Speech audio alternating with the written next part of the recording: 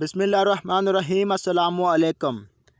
इस वीडियो के अंदर हम वर्बल इंटेलिजेंट क्वेश्चन जो कि Pakistan army, Pakistan navy, Pakistan air force के इनिशियल टेस्ट के अंदर आते हैं उनके बारे में बुनियादी किस्म की मालूमात हासिल करेंगे। इनकी मुख्तलिफ जो टाइप जो आती हैं, इसके अलावा इनकी जो मुख्तलिफ टिप्स हैं, इनको कैसे हल किया जाता है और इसकी जो मुख्तलिफ एग्जांपल्स हैं वो हम इस वीडियो के अंदर करेंगे। लेकिन सबसे पहले सवाल ये पैदा होता है कि वर्बल और नॉन वर्बल इंटेलिजेंट क्वेश्चन से मुराद क्या होता है। आमतौर पर वर्बल से मुराद ये होता है कि जब आप अपनी ज़ुबान की मदद से, अपने गले की मदद से अपनी बात जो है एक बंदे से दूसरे बंदे तक मुंतकिल करते हैं, तो इस तरह की कम्युनिकेशन को वर्बल कम्युनिकेशन कहा जाता है। जब आप अपनी बॉडी लैंग्वेज के ज़रिए मुख्तलिफ इशारों की मदद से अपनी बात जो है दूसरे बंदे तक पहुँचाते हैं, तो उसको नॉन वर्बल कम्युनिकेशन कहा जाता है। तो वर्बल जो intelligent question Pakistan army, navy और एयरफोर्स के अंदर आते हैं, इसके अंदर होता क्या है कि मुख्तलिफ स्टेटमेंट आपके सामने मौजूद होती हैं, उन स्टेटमेंट को आपने हल करना होता है। लेकिन नॉन वर्बल के अंदर स्टेटमेंट आपके सामने मौजूद नहीं होती, बल्कि आपके सामने मुख्तलिफ डायग्राम मौजूद होती हैं, उन डायग्राम को आपने हल करना होता है। आमतौर पर आर्मी, नेवी और एयरफोर्स के अंदर जो वर्बल और नॉन वर्बल के क्वेश्चन आते हैं वो 96 और 96 आते हैं, और इसके लिए आपके पास जो टाइम होता है वो 30 मिनट होते हैं, वर्बल के लिए और नॉन वर्बल दोनों के लिए। लेकिन आमतौर पर ये 96 क्वेश्चन मौजूद नहीं होते, बल्कि क्वेश्चन जो हैं इनके नंबर जो हैं वो डिक्रीज़ कर दिए जाते हैं। हर जो कैंडिडेट होता है उसकी जो एकेडमिक रिकॉर्ड और उसका जो बैकग्राउंड, उसका जो एरिया जिसके साथ वो बिलोंग करता है, उसको सामने रखते हुए उसका पेपर जो है वो तरतीब दिया जाता है। तो इसके बारे में आपने ज़्यादा परेशान नहीं होना है। इस वीडियो के अंदर ये बताया जाएगा कि वर्बल जो है इसकी कौन कौन सी टाइप नेवी, एयरफोर्स और आर्मी के अंदर आती हैं, उनको कैसे हल करना है, उसके बारे में मुख्तलिफ टिप्स और उसके मुख्तलिफ जो एग्जांपल्स हैं वो हम इस वीडियो के अंदर करेंगे। तो चलते हैं जी पहली टाइप की तरफ। पहली टाइप के अंदर वो कहता है कंप्लीशन ऑफ द सीरीज़। इसके अंदर ये होगा कि आपके सामने 1, 2, 3 और 4 जो इस तरह के ऑप्शन मौजूद होंगे, उसके अंदर एक ख़ास चेंजिंग हो रही होगी। किसी चीज़ का इजाफा भी हो सकता है, किसी चीज़ की कमी भी हो सकती है। लेकिन वो कमी या इजाफा या दीगर जो चेंजिंग है वो एक ख़ास तरतीब के मुताबिक, एक ख़ास पैटर्न के मुताबिक चेंज हो रही होंगी, और उसी चेंज को लेकर आपने आगे मुंतकिल करना होगा। तो कंप्लीशन ऑफ द सीरीज़ जो है वो इसमें दो तरह के क्वेश्चन आते हैं। कि होते हैं जी अल्फ़ाबेटिकली सीरीज़ टाइप क्वेश्चन, एक होते हैं मैथमेटिकली सीरीज़ टाइप क्वेश्चन। तो अब हम इसके मुख्तलिफ जो है एग्जांपल देखते हैं। तो यहाँ पर आप देख सकते हैं कि एक सवाल नंबर 1 के अंदर यहाँ पर देखें, वो कहता है 1, 4, 9, 16, 25, 36 और 49। ये आपके सामने नंबर मौजूद हैं, तो इस सीरीज़ को आपने प्रोसीड करना है। तो यहाँ पर कंसेप्ट ये यूज़ हुआ कि पहला जो नंबर यहाँ पर दिया है वो 1 का स्क्वायर है, फिर 2 का स्क्वायर है, फिर 3 का, फिर 4 का, उसके बाद 5 का, उसके बाद 6 का स्क्वायर, उसके बाद 7 का स्क्वायर यहाँ पर मौजूद है तरतीब वाइज। 49 जो है वो 7 का स्क्वायर है, 36 जो 6 का, और 25 जो है 5 का। इसी तरह 4, 9 और 16 भी 2, 3 और 4 के स्क्वायर मौजूद हैं। तो आगे हम यहाँ पर 8 जो है ऐड करेंगे, तो 8 का यहाँ पर जो है वो स्क्वायर ऐड होगा, तो 64 8 का स्क्वायर होता है। तो ऑप्शन जो 2 है वो आपका यहाँ पर आंसर होगा। अब देखें सवाल नंबर 2 के अंदर आप देख सकते हैं कि जब हम 6 से 10 की तरफ जाते हैं तो +4 की एडिशन करते हैं। उसके बाद जब 10 से 16 की तरफ जाते हैं तो यहाँ पर +6 की एडिशन करते हैं। उसके बाद 16 से 24 की तरफ जाते हैं तो यहाँ पर +8 की एडिशन करते हैं। उसके बाद जब 24 से 34 की तरफ जाते हैं +10 की एडिशन करते हैं। उसके बाद जब 34 से 46 की तरफ जाते हैं तो यहाँ पर 12 की एडिशन होती है। तो आगे हम 14 की एडिशन करेंगे। तो जब 46 से आगे मुंतकिल होंगे तो इसके अंदर हम 14 की एडिशन करेंगे। तो जब 14 की एडिशन करेंगे तो ये बन जाएगा 60। तो ऑप्शन जो थर्ड है वो आपका यहाँ पर आंसर होगा। अब देखते हैं जी अगले सवाल। इसके अंदर आपके सामने जो है वो अल्फ़ाबेटिकली सीरीज़ टाइप क्वेश्चन मौजूद हैं। तो ये पहले सवाल के अंदर आप यहाँ पर देख सकते हैं कि यहाँ पर देखें A, E, I, O मौजूद हैं। तो आप जानते हैं कि ये जो 4 हैं वो हरूफ़े वावल मौजूद हैं। 4 यहाँ पर मौजूद है, 5वां आपने एडअप करना है। पहला होता है जी A, उसके बाद होता है E, उसके बाद होता है जी I, उसके बाद O और आखिर में U मौजूद होता है। ये 4 पहले मौजूद हैं, तो इस चीज़ को हमने आगे प्रोसीड करना है। तो ऑप्शन जो थर्ड है वो आपका यहाँ पर आंसर होगा। अब देखें सवाल नंबर 2 के अंदर आप देखें तो यहाँ पर आप गौर करें तो दो तरह की सीरीज़ चल रही हैं। पहली जो सीरीज़ जिसके नीचे मैं लाइन लगा रहा हूँ और दूसरी सीरीज़ वो है जिसके ऊपर मैं लाइन लगा रहा हूँ। तो हमने यहाँ पर जो आंसर देना है वो दूसरी सीरीज़ के मुताबिक देना है। तो यहाँ पर देखिए ए है, उसके बाद बी है, तो बगैर किसी अल्फ़ाबेट का गैप तो आगे हम सी लगा देंगे। तो ऑप्शन जो 2 है वो हमारा यहाँ पर आंसर होगा। तो अगर वो आपसे पहली सीरीज़ के मुताबिक आंसर पूछ रहे तो पहले यहाँ पर देखिए जी है, उसके बाद एच, उसके बाद आई, तो आगे जे आ जाएगा। तो ऑप्शन जो 3 होगा वो आपका तब जो है आंसर होगा, लेकिन हमने दूसरी सीरीज़ के मुताबिक यहाँ पर आंसर देना है। तो अब चलते हैं जी अगले टाइप की तरफ। अगली जो टाइप है इसके अंदर रिलेशनशिप या एनालॉगी टाइप क्वेश्चन आते हैं। इसके अंदर होता ये है कि आपको जो है वो 1, 2, 3 जो है वो ऑप्शन सवाल के अंदर दे दिए जाते हैं।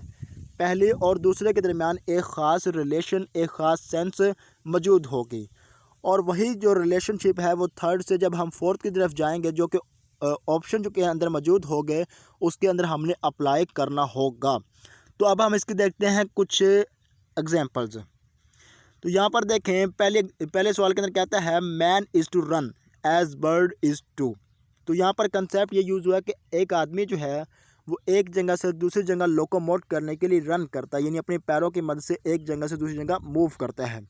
तो बर्ड को जब एक जगह से दूसरी जगह लोकोमोट करना हो तो वो क्या करेगा? तो हम जानते हैं कि वो फ्लाई करेगा यानी उड़ेगा। तो यहाँ पर इस तरह का कंसेप्ट यहाँ पर मौजूद था। तो आप यहाँ पर देख सकते हैं कि पहले और दूसरे के दरमियान एक ख़ास रिलेशन, एक ख़ास सेंस मौजूद थी, और वही ख़ास रिलेशन जो है वो आपने थर्ड और फोर्थ के अंदर जो कि इन ऑप्शन के अंदर मौजूद था वो अप्लाई किया और अपना आंसर तलाश कर लिया। अब देखिए सवाल नंबर 2 के अंदर कहता है watch is to time, watch is to time as thermometer is to. तो यहाँ पर आप देख सकते हैं कि पहले और दूसरे के दरमियान एक ख़ास सेंस मौजूद है कि वॉच जो है वो हमें टाइम बताती है। तो यही कंसेप्ट जो आगे मुंतकिल करना, तो थर्मामीटर हमें क्या चीज़ बताता है? तो वो टेम्परेचर बताता है। तो ऑप्शन जो 1 है वो आपका यहाँ पर आंसर होगा। अब देखते हैं मज़ीद एग्जाम्पल। वो कहता है ring is to finger as watch is to.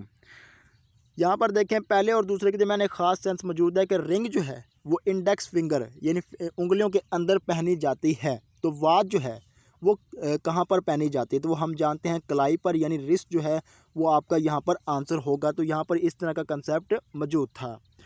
अब देखें सवाल नंबर 4 के अंदर कहता है बेड इज़ टू स्लीप। तो यहाँ पर देखिए कंसेप्ट ये यूज़ हुआ है कि बेड जो है वो वहाँ पर हम सोते हैं, तो चेयर पर जो है हम क्या करते हैं, यानी bed is to sleep as chair is to. तो कुर्सी पर हम बैठते हैं और बेड पर हम सोते हैं। तो ऑप्शन जो 1 है वो हमारा यहाँ पर आंसर होगा। तो इसमें इस तरह का कोई कंसेप्ट यूज़ हुआ है। तो अब चलते हैं जी अगली टाइप की तरफ। यहाँ पर वो कहता है क्लासिफिकेशन और ओड मैन आउट। यहाँ पर ये क्या होता है कि आपके सामने जो है वो 1, 2, 3 और 4 जो है वो ऑप्शन मौजूद होते हैं क्वेश्चन के अंदर। इनमें से होता यह है कि 3 जो है वो एक ख़ास रिलेशन के अंदर, एक ख़ास सेंस के अंदर, एक ख़ास पैटर्न के अंदर आते हैं, लेकिन एक जो है वो इस ख़ास सेंस, इस ख़ास पैटर्न को फॉलो नहीं करता है। तो ओड मैन आउट के मुताबिक वही आपका आंसर होगा। तो अब हम इसकी कुछ एग्जांपल देखते हैं। वो पहले सवाल के अंदर कहता है which one is the different from the rest, यानी कौन सी चीज़ जो है वो ओड मैन आउट के मुताबिक मुख्तलिफ बनती है। तो यहाँ पर आप देखें पहले के अंदर यहाँ पर ऑरेंज मौजूद है, उसके बाद कैरेट, उसके बाद एप्पल, उसके बाद बनाना। तो यहाँ पर कंसेप्ट ये है कि पहला, उसके बाद तीसरा, उसके बाद चौथा, ये जो है फ्रूट नेम है, लेकिन इसमें से जो ऑप्शन जो 2 है वो एक वेजिटेबल नेम है। तो 3 जो है वो एक ख़ास पैटर्न के अंदर, एक ख़ास तरतीब के अंदर आ रहे हैं, लेकिन एक जो है वो उस तरतीब को फॉलो नहीं कर रहा है। तो ओड मैन आउट के मुताबिक वही आपका आंसर होगा। तो ऑप्शन जो 2 है वो हमारा यहाँ पर आंसर होगा ओड मैन आउट के मुताबिक। अब देखें सवाल नंबर 2 के अंदर कहता है find the odd one in the following. आपने जो मुख्तलिफ तलाश करना है। तो यहाँ पर देखें Tehran is the capital city of Iran, Beijing is the capital city of China, Islamabad is the capital city of the Pakistan, but New York is the famous city of America not capital. यानी देखें पहले जो 3 है वो मुख्तलिफ कंट्रीज़ के capital मौजूद हैं, लेकिन न्यूयॉर्क जो है वो कैपिटल सिटी नहीं है अमेरिका का, बल्कि एक फेमस यानी कि मशहूर जो शहर है अमेरिका का जो कैपिटल सिटी है वह वाशिंगटन डीसी है।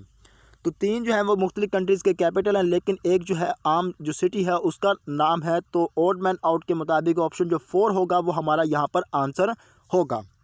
अब चलते हैं जी अगले सवाल की तरफ। वो कहता है which one is different from the rest. अब देखें आपने जो है वो मुख्तलिफ तलाश करना है। तो यहाँ पर देखें जॉय एंड सोरो यानी दुख और खुशी यानी एंटोनम मौजूद है यहाँ पर। अब वो इसके अंदर कहता है चेयर एंड टेबल, तो इस तरह के इसके अंदर कोई सेंस मौजूद नहीं है। मास्टर एंड सर्वेंट ये भी एक दूसरे के एंटोनम हैं। उसके अलावा 4 के अंदर देखें मैक्सिमम एंड मिनिमम, ये भी एक दूसरे के एंटोनम मौजूद हैं। तो आप यहाँ पर देख सकते हैं कि 1, 3 और जो 4 हैं वो एक दूसरे के एंटोनम मौजूद हैं, लेकिन ऑप्शन जो 2 है उसके अंदर इस तरह का कोई सेंस या रिलेशन मौजूद नहीं है। तो ओड मैन आउट के मुताबिक ऑप्शन जो 2 होगा वो हमारा यहाँ पर आंसर होगा। अब देखें सवाल नंबर 4 के अंदर कहता है which one is different from the rest, कौन सी चीज़ जो बाकियों से थोड़ी मुख्तलिफ है। अब यहाँ पर देखें बैटल एंड वॉर ये एक दूसरे के जो हैं वो सिनोनिम मौजूद हैं। गुड एंड फाइन ये भी एक दूसरे के सिनोनिम हैं। वार्म एंड हॉट ये भी एक दूसरे के सिनोनिम हैं। लेकिन लूज़ और विन जो है एक दूसरे के एंटोनम मौजूद हैं, यानी 3 जो हैं वो एक सिनोनिम है एक दूसरे के, लेकिन 4th के अंदर एक दूसरे के एंटोनम मौजूद हैं। तो ओड मैन आउट के मुताबिक ऑप्शन जो 4 है वो आपका यहाँ पर आंसर होगा। तो अब चलते हैं जी अगली टाइप की तरफ। अगली टाइप के अंदर कहता है coding and D coding question. इसके अंदर आपको जो है खुफिया जो अलामात मौजूद होती हैं वो आपने उनको हल करना होता है। पहले और दूसरे के दरमियान वो ख़ास सेंस मौजूद होगी, उसी सेंस को जो है उसी कोडिंग और डी कोडिंग के कंसेप्ट को आपने 3rd और 4th के अंदर अप्लाई करना होता है। तो अब हम इसके देखते हैं कुछ एग्जांपल्स। पहली जो एग्जांपल है वो मैथमेटिकली कोडिंग और डी कोडिंग क्वेश्चन की है। तो यहाँ पर आप देख सकते हैं कि इक्वल के साइन से कबल यानी इक्वल के साइन से पहले जो है यहाँ पर 3 मौजूद है, यहाँ पर 4, यहाँ पर 5, यहाँ पर 6, यहाँ पर 7, यानी बिफोर इक्वल साइन +1 की एडिशन हो रही है। अब देखते हैं इक्वल के साइन के बाद। तो यहाँ पर देखें यहाँ पर 0 मौजूद है, उसके बाद 4, उसके बाद 8, उसके बाद 12, यानी +4 की एडिशन हो रही है। तो 12 से जब आगे मुंतकिल होंगे तो 12 के अंदर हम 4 की एडिशन करेंगे तो वो 16 बन जाएगी। तो 7 जो है वो 16 के बराबर आ जाएगा। तो ऑप्शन जो 2 है वो हमारा यहाँ पर आंसर होगा। अब देखें सवाल नंबर 2 के अंदर आप देख सकते हैं कि उसने कहा है if A B C is equal to D G Y X, यानी ए बी सी को जो है उसने जी वाई और एक्स के बराबर कर दिया है। ये कोडिंग और डी कोडिंग का क्वेश्चन है। अब वो कहता है डी ई एफ जो है वो किसके बराबर होगा। तो अब देखें जब हम फ्रंट साइड से इंग्लिश अल्फ़ाबेट को पढ़ना शुरू करते हैं तो पहले नंबर पर ए आता है, और अगर हम बैक साइड से पढ़ना शुरू करें तो पहले नंबर पर जी आएगा, यानी ए को उसने जी के बराबर कर दिया। अब बी जो है शुरू के या फ्रंट साइड से पढ़ना शुरू करें दूसरे नंबर पर बी आता है, और अगर हम बैक साइड से स्टार्ट करें तो वाई आता है। अगर हम स्टार्टिंग से शुरू करें तीसरे नंबर पर जो है वो सी आता है, और अगर हम बैक साइड से स्टार्ट करें तो तीसरे नंबर पर जो है वो एक्स आता है। तो यही कंसेप्ट जो है हमने इसके दरमियान और जो चौथा जो बनेगा उसके अंदर अप्लाई करना होगा। तो अब यहाँ पर देखें अगर हम फ्रंट साइड से पढ़ना शुरू करें इंग्लिश अल्फ़ाबेट को चौथे नंबर पर डी आता है, और अगर हम बैक साइड से स्टार्ट शुरू करें तो चौथे नंबर पर डब्ल्यू आता है, यानी डी जो है वो डब्ल्यू के बराबर आ जाएगा। उसके बाद जो ई है वो बराबर आएगा वी के, यानी ई जो है वी के बराबर आ जाएगा। उसके बाद एफ़ जो है वो यू के बराबर आ जाएगा, एफ़ जो है वो यू के बराबर आ जाएगा। तो हमारा जो कोड बनेगा वो डब्ल्यू वी और यू वाला बनेगा। तो ऑप्शन जो 3rd है वो हमारा यहाँ पर आंसर होगा। अब चलते हैं जी अगले सवाल की तरफ। वो कहता है if the face is coded as 6135 then S is coded as. तो यहाँ पर कंसेप्ट ये यूज़ हुआ कि फेस को जो उसने यहाँ पर 6135 के बराबर कर दिया। वो पूछ रहा है यहाँ पर एस का जो कोड क्या बनेगा। तो यहाँ पर देखिए फेस की स्पेलिंग है FAC और उसके बाद ई मौजूद है। तो यहाँ पर अगर मैं एफ़ को निकाल दूँ और इसके कोड में से 6 को निकाल दूँ तो बाकी ये बन जाएगा एस, और 135 जो है वो एस का कोड बन जाएगा। तो ऑप्शन जो 2 है वो हमारा यहाँ पर आंसर होगा। अब देखें सवाल नंबर 4 के अंदर कहता है if ACNPNPJL means book, what does JINP QSRTDF means. तो वो कहता है कि ये देखिए ये 8 अल्फ़ाबेट मौजूद हैं, ये जो हैं 4 अल्फ़ाबेट मौजूद हैं, तो इसका मतलब है कि ये जो 2 मिलेंगे तो ये 1 बनेगा। तो अभी देखते हैं इसके अंदर कंसेप्ट क्या यूज़ हुआ है। तो अब ये यहाँ पर देखें AC जो है वो B के बराबर होगा। अब देखें A और C के दरमियान जो है वो B आता है, तो उसको उसने बराबर कर दिया। N और P के दरमियान O आता है और NP को उसने O के बराबर कर दिया। N और P के दरमियान फिर O आता है तो उसने NP को O के बराबर कर दिया है। और J और L के दरमियान जो है वो K आता है, तो उसने जो J L को जो है K के बराबर कर दिया। यही कंसेप्ट जो है आगे हमने अप्लाई करना होगा। अब देखिए G और I के दरमियान जो है वो H आता है, उसके बाद N और P के दरमियान जो है वो O आता है, उसके बाद जो है Q और S के दरमियान जो है वो R आता है, उसके बाद R और T के दरमियान S आता है और D F के दरमियान E आता है। तो यहाँ हमारा जो कोड बनेगा वो हॉर्स बन जाएगा। ऑप्शन जो 2 है वो हमारा यहाँ पर आंसर होगा। अब चलते हैं अगली टाइप की तरफ। अगली जो टाइप है वो ब्लड रिलेशनशिप है। इसके अंदर जो है मुख्तलिफ रिश्तेदारियों के जो आपके सवाल दिए जाते हैं उनको आपने हल करना होता है। तो आप देखते हैं इसकी कुछ एग्जांपल्स। तो पहले सवाल के अंदर कहता है son is to father as nephew is to, यानी यहाँ पर देखें सन जो है जो रिश्ता बेटे का बाप के साथ बनता है वो नेफ्यू का किसके साथ बनेगा, तो वो हम जानते हैं कि अंकल के साथ बनेंगे। तो ऑप्शन जो 4 जो है वो आपका यहाँ पर आंसर होगा। अब देखिए सवाल नंबर 2 के अंदर कहता है इफ़ एक्स एंड वाई, यानी एक्स और वाई दो आपस में भाई भाई हैं। वो कहता है B is the as brother and A is the mother of the X, यानी ए जो है वो एक्स की मदर है, तो इसका मतलब वाई की भी मदर है क्योंकि दोनों आपस में भाई हैं। इनकी जो मदर है उसका नाम है ए। अब वो कहता है बी जो है वो ए का भाई है, यानी बी जो है वो ए का भाई है। वो पूछता क्या है कि what is the B to Y, यानी बी जो है वो वाई का क्या लगता है। तो अब यहाँ पर देखें एक्स और वाई दो भाई हैं, उसकी जो माँ है वो ए है और ए का जो भाई है वो बी है। बी जो है ए के बच्चों का क्या लगेगा, मामू, और एक्स और वाई जो हैं बी के क्या लगेंगे, भांजे। तो उसने पूछा है कि बी जो है वाई का क्या लगेगा, तो वो अंकल लगेगा यानी मामू लगेगा। तो ऑप्शन जो 4 है वो हमारा यहाँ पर आंसर होगा। अब देखें सवाल नंबर 3 के अंदर कहता है A is the father of B but B is not A son, what relation B to A. अब कहता है ए जो है वो बी का बाप है लेकिन बी जो है वो उसका बेटा नहीं है। वो कहता है बी जो है वो उसका क्या लगा। तो यहाँ पर आप देखें तो यहाँ पर हमारा जो आंसर होगा वो 3rd ऑप्शन वाला होगा। अगर हम ऑप्शन जो 3rd सेलेक्ट कर लें तो इस तरह ए जो है वो बी का बाप बन जाएगा लेकिन बी जो है वो ए का बेटा नहीं रहेगा बल्कि उसकी बेटी बन जाएगी। तो 3rd ऑप्शन हमारा यहाँ पर आंसर होगा। अब सवाल नंबर 4 के अंदर कहता है my mother is the sister of your brother. आपके सामने एक शख्स खड़ा है, उसको आप कहते हैं कि मेरी माँ जो है तुम्हारे भाई की बहन है। तो इसका मतलब है कि जो सामने वाला शख्स है आपकी माँ उसकी भी बहन हुई। अब वो कहता है what relation am I to you, यानी मेरा आपके साथ क्या रिश्ता हुआ। तो वो सामने वाला जो शख्स है वो आपकी माँ का जो है भाई है, तो आपका क्या लगा मामू और आप उसके क्या लगे भांजे। तो यहाँ पर उसने पूछा एम आई टू, यानी मेरा आपके साथ क्या रिश्ता हुआ, तो वो हुआ नेफ्यू का यानी भांजे का। तो ऑप्शन जो 1 है वो हमारा यहाँ पर आंसर होगा। अब चलते हैं अगली टाइप की तरफ। वो कहता है बेसिक मैथ क्वेश्चन। इसके अंदर जो है बेसिक मैथ क्वेश्चन आते हैं जिसको आपने हल करना होता। तो अब इसकी कुछ एग्जाम्पल देखते हैं।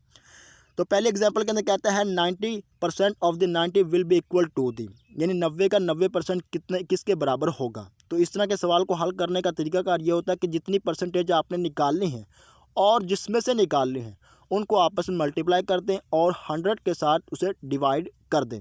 तो यहाँ पर देखें 90% हमने निकालना है और 90 का ही निकालना है। तो मैं इन दोनों का आपस में मल्टीप्लाई करूँगा और 100 के साथ डिवाइड कर दूंगा तो मेरे पास इनकी परसेंटेज हासिल हो जाएगी। तो 0 इसके साथ कट गई, ये 0 इसके साथ कट गई और 9 जो है 9 के साथ मल्टीप्लाई हो जाएगा तो 81 जो है वो हमारा यहाँ पर आंसर होगा। तो ऑप्शन जो 2 है वो हमारा यहाँ पर बेस्ट आंसर बनता है। अब देखें सवाल नंबर 2 के अंदर कहता है 10 + 6 डिवाइड बाई 3 मल्टीप्लाई बाई 4 - 2। इसको आपने हल करना है। तो यहाँ पर आप ये बात याद रखिएगा, जब भी चारों अलामतें आ जाएं तो सबसे पहले आपने क्या करना है कि डिवीज़न की अलामत को हल करना है, उसके बाद क्रॉस को, उसके बाद माइनस को, उसके बाद जो है प्लस के साइन को हल करना होगा। तो सबसे पहले मैं जो है 6 को 3 के साथ डिवाइड करूँगा तो मेरे पास जो है वो 2 हासिल हो जाएगा। आगे जब मैं उसको 4 के साथ मल्टीप्लाई करूँगा तो मेरे पास 8 हासिल हो जाएगा। 8 में से मैं 2 निकाल दूँगा तो मेरे पास 6 हासिल हो जाएगा, और 6 को जब मैं 10 के साथ ऐड अप करूँगा तो 16 बन जाएगा। तो ऑप्शन जो 2 है वो मेरा यहाँ पर आंसर होगा। अब देखते हैं कुछ और सवाल। वो कहता है find the average of the 16a + 16b equal to the 48। तो आपने इसका जो है एवरेज निकालना है। तो इसका एवरेज निकालने का तरीकाकार ये है कि 16a + 16b equal to the 48। तो यहाँ पर देखें, मैं 16 को जो है वो निकाले तो बाहर, अंदर जो है वो a और उसके बाद b बच जाएगा, तो आगे जो है वो 48 मौजूद होगा। अब मैं 16 को जो है इसके साथ डिवाइड कर दूंगा तो मेरे पास जो है वो a और b बराबर हो जाएगा 3 के। तो अब हमने क्योंकि एवरेज निकालना है तो 3 को मैं 2 के साथ डिवाइड कर दूंगा, 1.5 जो है वो मेरा यहाँ पर आंसर होगा। तो ऑप्शन जो 1 है वो मेरा यहाँ पर बेस्ट आंसर बनता है। अब देखें सवाल नंबर 4 के अंदर कहता है a man had 42 red cars and 14 blue cars, the ratio of them, यानी उसकी जो आपने रेशो निकालनी है। तो यहाँ पर देखिए पहले रेड है, उसके बाद जो है यहाँ पर ब्लू मौजूद है। रेड जो है वो 42 हैं और उसके बाद जो ब्लू हैं वो 14 हैं। तो आपने इसकी जो है रेशो निकालनी है। तो यहाँ पर मैं देखें 14 को जो 14 के साथ डिवाइड कर देता हूँ, इसको भी 14 के साथ डिवाइड कर देता हूँ, तो यहाँ पर 1 आ जाएगा और यहाँ पर जो है 3 आ जाएगा। तो 3 1 की रेशो बनेगी। तो ऑप्शन जो 4 है वो हमारा यहाँ पर आंसर होगा।